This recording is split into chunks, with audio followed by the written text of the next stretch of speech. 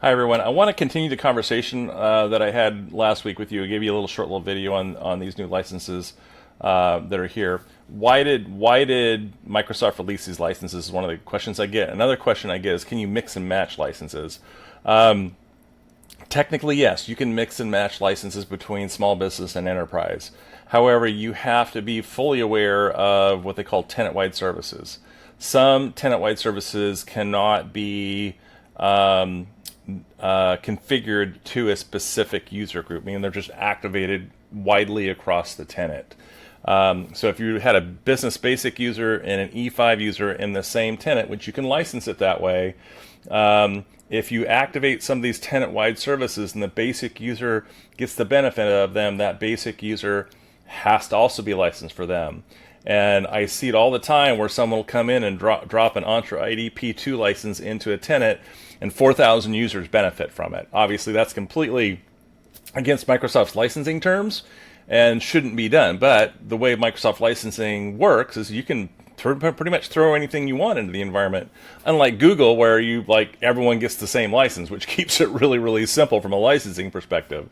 So I recommend that organizations follow that same methodology. If you're under 300 seats or you're 250 seats and growing, go to the enterprise licenses, because there's some benefits there. As you grow at enterprise, you're going to change the way you operate. You're going to need some of those benefits. If you're under 250 seats, stick with the small business licenses and so on. Now, how do these compare from a licensing perspective?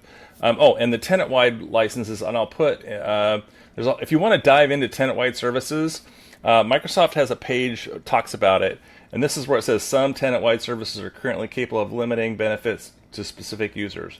And you can read through this, and it talks about some of those things. And then also put a link in for this matrix, this feature matrix. Microsoft employee, I think out of Australia or somewhere, created this, and it's a great reference tool. It doesn't have the new licenses in here yet, but you can get an understanding. So you can come in here and select which licenses you have and scroll down the list, and you can see actually how they compare if you really truly want to get into the comparison model. And then Microsoft has their pages, these enterprise pages and SMB pages that talk about all the different products and services that are there. They are linked right here in this particular document. So if you want to go see all those particular things. So what I talk to people about is two things. If you're going to be in enterprise space, Microsoft's going to incentivize you for two bundles. One is what they call the mini bundle. This is what they call it internally. It's the E3 license plus the E5 security license. And if you need the compliance, the Purview components, then you add the Purview license, but to E3. But once you get there, really, you're at an E5 license. So just go with E5. So the incentives are really focused on Business Premium and those E5 licenses. That's really kind of where you want to be if you're a Microsoft partner. But SMB, if you're less than 250 seats, stick with Business Premium. I know the licenses say 300, but if you're 250 seats and growing, go to the enterprise licenses, because the customer's going to need some of those benefits eventually if they don't need them already. But stick with the small business license and bundle on this Microsoft Defender, this new suite that they've had here. Just bundle that on.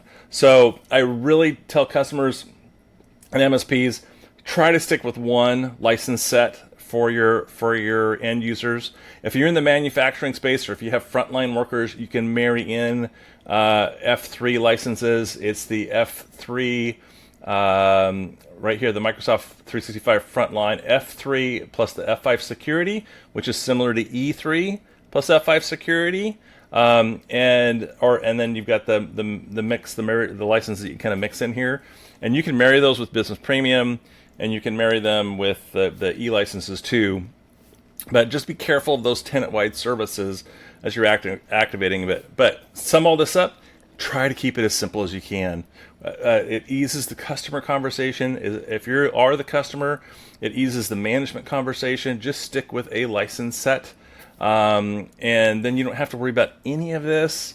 It's easy to budget for. Everything is much, much easier. So there you go. Those are my recommendations. If you have any questions, don't hesitate to reach out. Thanks.